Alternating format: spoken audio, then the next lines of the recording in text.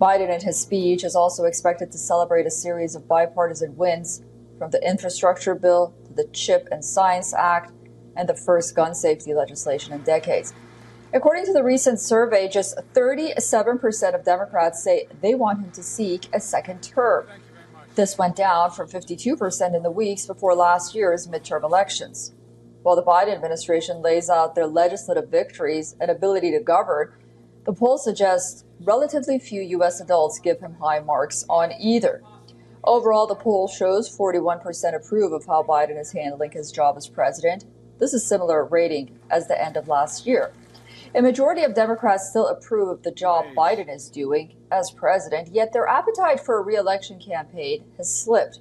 Only 22% of U.S. adults overall say he should run again. This is down from 29% who said the same thing before last year's midterm elections. Just 13% have a lot of confidence in Biden's ability to accomplish major policy goals. The poll also shows only 23% of U.S. adults say they have, quote, a great deal of confidence in Biden to effectively manage the White House.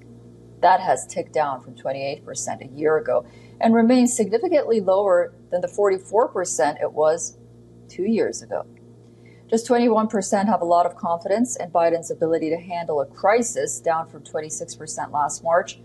Generally, during the State of the Union, presidents attempt to sympathize with the nation while shining a spotlight on both their successes and challenges. For Biden, he will address the nation's debt ceiling, calling for support for Ukraine, and pushing back against the increasingly aggressive stance China has taken. Biden is also expected to use the speech to renew his call for political unity, while at the same time look to cement his appeal to wavering Democrats ahead of this expected announcement of his re-election bid. Biden will deliver his address in front of the parents of Tyree Nichols. Nichols died after a beating from Memphis police officers last month. Nichols' parents were invited to attend the address as guests of the Congressional Black Caucus. Well, for more on this, we are joined by Mark Merowitz. He's a political commentator, also a professor at the State University of New York Maritime College. He's joining us live from New York. Mark, welcome back to WION. You know, it's interesting. The way that we are expecting Biden to speak is almost like when people are upset and you tell them, well, don't be upset. So how careful does Biden need to be to not, quote unquote, gaslight the American people by being too optimistic in his speech? Well, I don't think it's gaslighting. It's the State of the Union. So this is an opportunity for the president to tout his accomplishments and put his best face forward to the American people. That's not unusual. As far as the poll numbers that you mentioned, polls change. And here's really the question. Who is going to be the Republican candidate? That is the question. Now, if you look at Biden, actually in the midterms just now, the Republicans didn't win an overwhelming defeat and actually couldn't even elect a speaker until after 15 ballots. So they're not very strong, although Biden faces a divided government. He's got a Republican House and a Democratic Senate. He's got a lot of problems on the foreign policy side. He's got the Chinese balloon that's been floating around in our atmosphere that had to be shot down. He has the classified documents. And he's got Ukraine, which is sapping money from the American Treasury. On the domestic side, as you mentioned, he's got a couple of good victories on inflation, gun control, chips and science, but he's also got the end of the COVID emergency. So that is an imponderable. And the other point is, if he doesn't run, who's going to run? Kamala Harris, who is a very weak politician, Pete Buttigieg, who completely messed up the transportation system of the United States, where we had, cancellations by the hundreds of thousands. I mean, I'm not trying to be too critical, but the fact of the matter is, it's sometimes if you've got the commodity in place, go with that.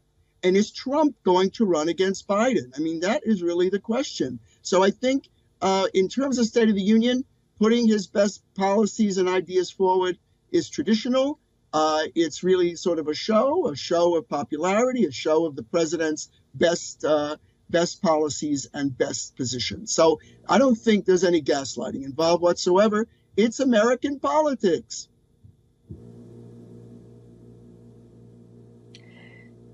Mark, what about Biden's presidential run for a second term? I know you touched upon that a little bit. So is he the best case scenario because the Democrats don't have anyone better? Or the polls are just all over the place right now. The polls are very variable. And like I say, Biden is a known commodity. He didn't completely get smashed, although he lost the House. That's true, but not completely smashed. And the alternatives are out there. And I wanted to reiterate my point. Kamala Harris would be a disaster for the Democrats and they would lose. Pete Buttigieg, who knows?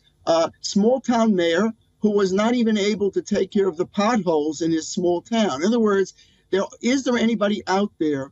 And they talk about Hillary Clinton, Michelle Obama. No, those are not realistic. Is there a realistic substitute for him? That's what you got to look at. And you also have to look at who is going to run on the Republican side. Is it going to be Ron DeSantis? Is it going to be Trump? Who is going to run? Nikki Haley? Is it going to be Pence? These are the considerations they've got to try to figure that out and read the tea leaves to understand that in order to he wants to run. He thinks he's got a good shot at running and he could win. There's absolutely no question that he could win. And he's already won. He won the election last time. So he could win again. The Democrats have to figure out what their best option is. But these numbers are indicative, I think, of the malaise and the problems in America today after COVID. Our economy is down. The Chinese are extremely aggressive. They're sending balloons and they're doing all sorts of things around the world. In Hong Kong, very aggressive against Taiwan. And as far as Ukraine, Ukraine is sapping and taking billions of dollars from the American Treasury. So all I'm trying to say is that what you see in those numbers, I think, is more a overall feeling of discontent about the horrible situation that America right now faces, economy, etc., politics, not so much maybe Biden. It's not always the president himself. The president is trying his best to do the best job he can for the American people. And he will be judged if he runs in 2024. But who is he running against, Susan? That's really the question. I think that's really key. And also, how is this COVID emergency? He's going to close the COVID emergency, I think, in 1 or 2 months. And are we going to see another pandemic? And they're talking about the bird flu. And that could tank his presidency. So, I'm always wary of poll numbers because they take the pulse of the country at a particular time.